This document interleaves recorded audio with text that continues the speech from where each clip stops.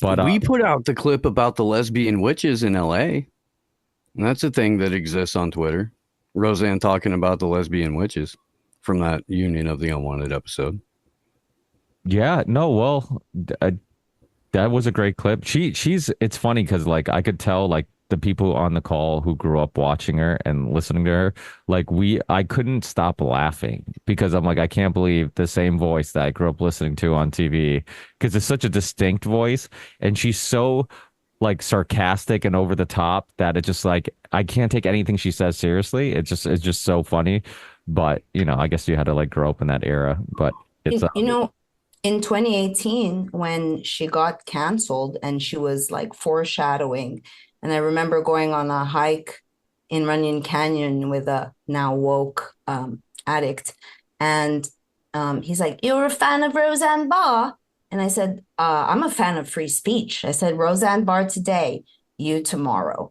And I also clipped her saying, "They won't let us say what we want or stand out because you might be that little spark that gets a whole fire going." And you all know that with your truth and your passion, that you can influence someone. And if you're real and you're not fake and gay, that's not allowed anymore. You don't have to be a content influencer. I think they know who the errands are. You know, I had someone recently say, he was, why would they be targeting me? Meanwhile, he's had drug use, and MK Ultra goes after those people to control them and compartmentalize and splinter them. And he's like, "You're controversial. I'm just a junkie." And I said, how do you know that in a different life you weren't some galactical king? You're not like everybody else. Something's going on. So I think that, that's why they go after teachers. I mean, I did a show on targeting, and I feel like we need to educate people because they don't realize how challenging it is for us to do what we're doing, which is just basically provoking thought and presenting information. And we're just doing our job, right? Like, I'm just doing my job as a journalist. yeah, yeah, without a doubt. And where do you guys? Oh, Charlie, you want to add anything? Did I forget No, I anything? was just wondering if anything happened last week of relevance Well, I that think Steve. Oh, you mean I don't know, Charlie. You mean the election? No. You know what? Let me jump in because there is another huge story out there that the American media is completely ignoring, and it's one I've been talking about now for over 5 years, and it's actually in court, and the international media is not only backing up everything I've said, but it's worse than I thought. So we're just going to go to it, and we're going to show you how the American media is totally and completely covering this up. So if you type in Conor McGregor right now into a Google search, pretty much the basic stuff. Dreams come true, McGregor, blah, blah, blah. Nothing at all about the fact the guy, and by the way, if you do news on the very one, I'll say rape accuser telling lies. That's the head news one. If you just do it on Google News, okay, in Dublin court. McGregor's been in court for 4 days. Okay, all the details of him brutally beating and raping that woman in 2018 are out there. Now, you go to the news and you type in McGregor rape. Let's take a look. Court News Ireland, Journal, RTE. You would think that MSN means MSNBC. Nope. It's actually a video of McGregor going to court. Again, none of this covered in the U.S. media for this, from the Daily Mail.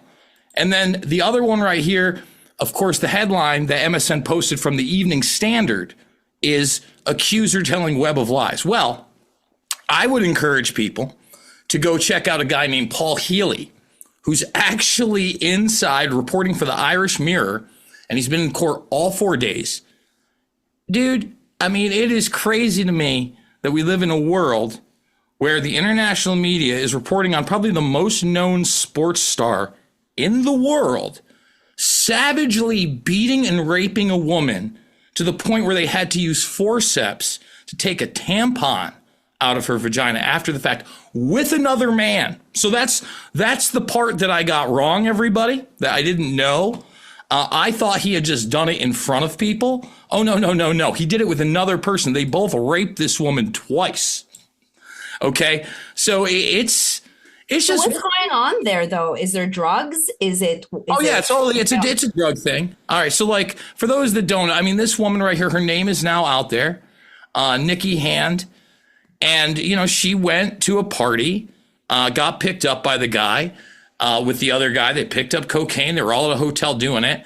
And she ended up in the hospital for 2 weeks and not naming the guy. I mean, the things they've already shown in court, there is no doubt there was resistance. And he said it was consensual. None of this, let me repeat it again, none of it is being covered in the mainstream media.